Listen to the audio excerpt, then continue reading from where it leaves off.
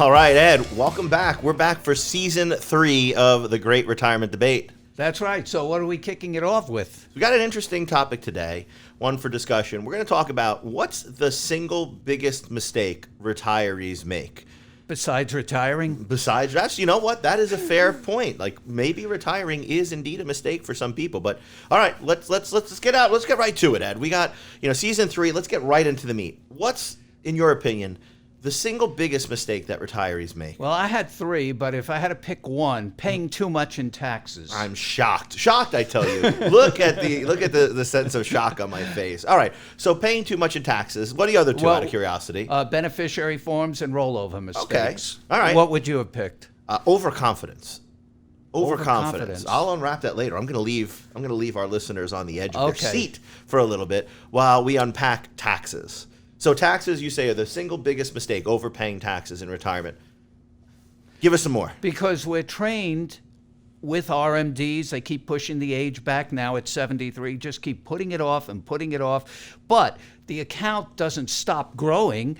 All of a sudden, you're putting it off, and the account is growing, and I'm worried about future higher taxes if Congress ever does anything about it. I've been saying that for years, and they've never done anything about it. Well, they've helped create more of a problem by lowering taxes even more. Right, but I don't think taxes will ever be lower. So the biggest mistake is not using up all the brackets, leaving money on the table in the 12, 22, 24 low percent brackets, because they just want to take the bare minimum when they're at RMD age, say at age 73, and not doing anything before that, even though they may be retired, because they don't have to. Yeah, I certainly agree that Congress has given everybody what they call a break, but it's not really a break, right? If people push off those RMDs, it could create a larger problem.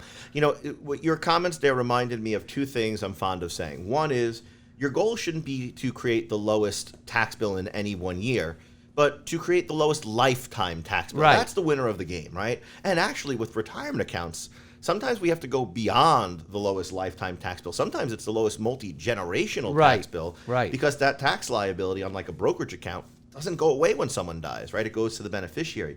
The other thing it reminded me of is when we're looking at individuals, right? And they're so happy they paid no tax, right? Like, I paid no taxes here. Yeah, it means you didn't use any of the brackets. That's right. When I meet someone, and look, there are a lot of people in this country who are working, who because of the way our tax system works, they don't earn enough to pay any tax, and that's fine. Like, that's one set of individuals. But there are a lot of other people with substantial wealth who still look to try and pay as little as possible. And when I meet one of those individuals who looks to me and says, hey, I paid almost no tax last year, they're thinking like, oh, that's a CPA. He's going to be so proud of me. I look and say, I'm so sorry you got such bad advice. Yeah, right. Like, why would you do that?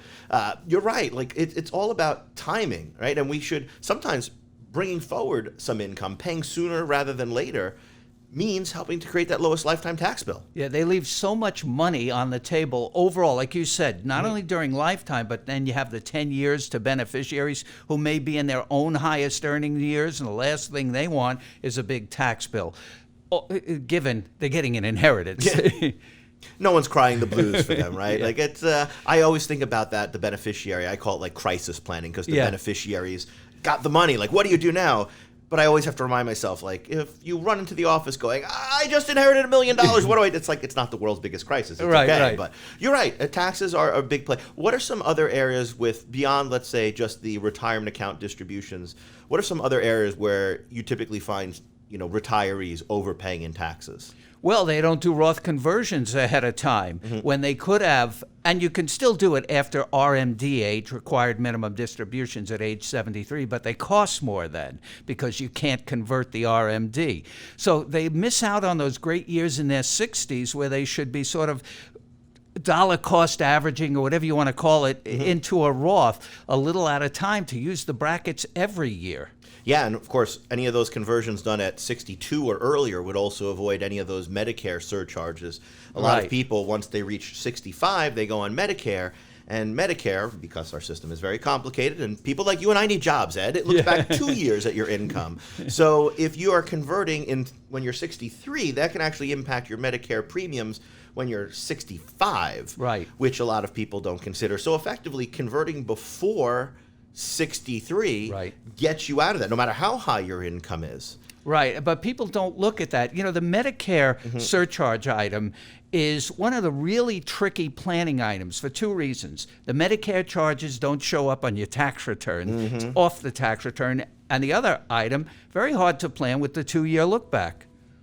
So what are some other areas behind? Let's move away from retirement accounts for a second. Anything else? Because, you know, I know you're not sitting down doing returns for a lot of people anymore, but you spent decades, you know, preparing returns for folks, most of them in retirement, or at least many of them in retirement. What were some other mistakes that you saw that typically led individuals in retirement to pay more tax than they should? Not keeping track of basis, what I mean, non-deductible contributions. For years, some people made non-deductible contributions, and even before the law changed many years ago, had rollovers of after-tax funds from company plans. So they had what we call basis, already tax money, that they're not filing Form 8606. That's a form you file to take credit for money you already paid tax on. So if you're just paying full tax on your distribution, in essence, for part of that, you're paying tax twice on the same money. Absolutely. You know, and I look at it, I think another area, if we shift away from retirement accounts for a second, a lot of people find themselves in that 0% long-term capital gains bracket when they retire, because it takes a lot of income now to be out of that, right? If we look at, let's say, a married couple and they're in retirement, they're probably over 65. So not only are they getting the standard deduction, they're getting the quote-unquote additional standard deductions, which even today means they have well over a $30,000 standard deduction. The 0% long-term capital gains bracket is up to the 12% ordinary income tax rate, which today is about $95,000 for married couples. So you put those two things together, what you find is a married couple, even if they have $125,000 of income in retirement, if they just take the standard deduction, they're still right at the top of that 0% long-term capital gains bracket. And most retirees don't have $125,000 of income a year, which means they're below that 0% threshold. For people listening, what I'm trying to get at here is, if you're in a 0% long-term capital gains bracket, you can sell your appreciated stocks in your brokerage account. And you might say, but Jeff, they've gone up in value. I like them, that they've appreciated. That's why I like them so much. Fine. Then sell them and then wait, a day or so and buy them right back. If you sell at the 0% long-term capital gains bracket, you're paying 0%. All right, I want to get back to the overconfidence because you left them hanging. Okay. But before that, just a warning on that 0% capital gains rate. Many people see it on the tax tables but don't get it because our tax system works in a funny way. Ordinary income gets taxed first and eats into that. That's right. So many people look at that and say, how come I didn't get the 0%? Yeah, so if you're thinking about, hey, does this apply to me? What you really want to do is take all of your regular income, the amount of your Social Security that's taxable, your IRA distributions, your interest and whatnot, and then on top of that, you want to layer in how much in long-term capital gains and qualified dividends do I have, and if total those dollars are, for a married couple this year in 2024, below about $125,000, you can look specifically at your own standard deduction, et cetera, if you're over 65 or under 65, but about $125,000. If the total amount of that income is below, then those long-term capital gains and qualified dividends will be at 0%. And worst case scenario, 15%, not the worst thing in the world. Not the worst thing in the world, All right, indeed. Overconfidence. Well, I'm hanging on. I'm confident that I'm going to get there, but you did mention two other things, so I want to make sure that we don't leave listeners hanging on that. You mentioned I'll do it beneficiary quickly, forms. and we'll cover it on another episode. All right, People don't fair. check beneficiary forms. All right, Worst so do that. mistakes ever. That'll be a separate one. All right. Wrong people get the money. I'll tease you for a future episode. We just had a case where an ex-girlfriend got over $1 million, and he broke up with her in 1989. All right. I'll leave you hanging on that one. And rollover mistakes. People don't know how to move money from one IRA to another, and a lot of times it's the fault of the advisor or the institution where they just get bad advice. Oh, overconfidence. All right, overconfidence. So to me, overconfidence is probably the single biggest risk retirees face, because there's so much you can be overconfident about. You can be overconfident about when you're going to retire. If we look at the research, people think they are often going to work longer than they will. So they factor in, too many years of earnings, and then they get to that point and they go, I guess I can't work anymore. Or we're in another scenario where they're overconfident that the market will do really, really well. Right? They say, oh my goodness, the market is just going to continue going this good forever. Or they're overconfident that the market will not do well.